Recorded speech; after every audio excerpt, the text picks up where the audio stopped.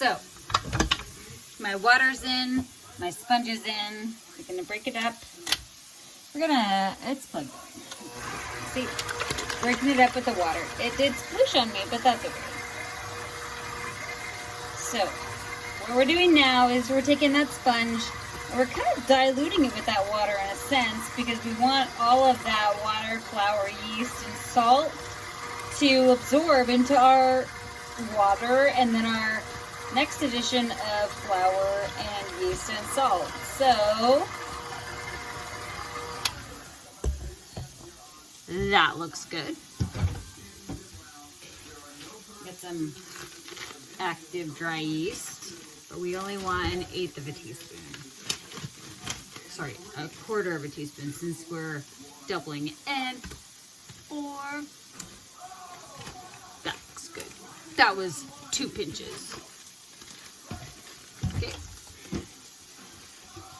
So we've got that in there, and we're gonna add a little bit of olive oil for flavor.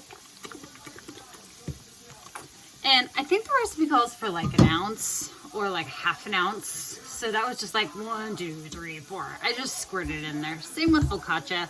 This is a flavor enhancement, so it really doesn't like matter like to the T how much you add. This is for, again, flavor.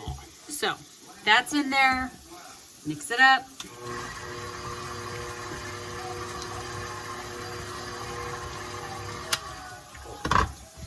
Switch to my hook, because yeah, I got some goop on the end there. And yeah, this is mom life, because I'm making dinner while I'm trying to do this. And this has been sitting in my fridge since Thursday, so it's had to kind of take a back seat. And that's just how bread goes. But that's what I love about bread, especially artisan bread.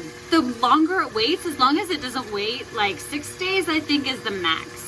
Because after that, the yeast starts getting a little slow and alcoholic in a sense, where it just can't like dispose of those alcohols anymore as well as it used to. So now that it's absorbed a little bit, I'm going to turn the speed up. And while I know that you all love watching bread mix, it's not exactly the funnest thing to watch or make a video of. So as it mixes, what I'm looking for is for it to pull away from the sides. And if it's not pulling away from the sides, I'm going to take a scraper or a spatula and scrape it away from the sides, because I don't want it to mix for like 10 minutes and heat up to like 90 degrees, because the more you agitate dough in the bowl, it gets warmer. Like the more that you mix it, that's all that friction going on, and you don't want it to like get super hot. You still want it to be like at room temperature. And guess what? I'm not even gonna bake this today. I'm gonna let it sit out again after it's mixed and let it ferment for like an hour, maybe 2, cover it and put it back in the fridge, because I've already done another flour, water, yeast addition. And that is like feeding the sponge.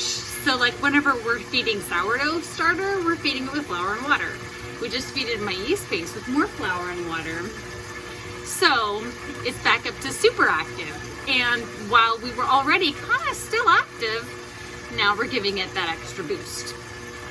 So after I mix this, we're gonna chill it out room temperature for an hour, covered so it doesn't dry out. And then I'm gonna look at it. I'm gonna probably, I don't know, I don't always punch it down before I put it in the fridge. Sometimes I just put it in the fridge, and which, you know, mom life, I may just put it in the fridge. So that's the second stage of ciabatta.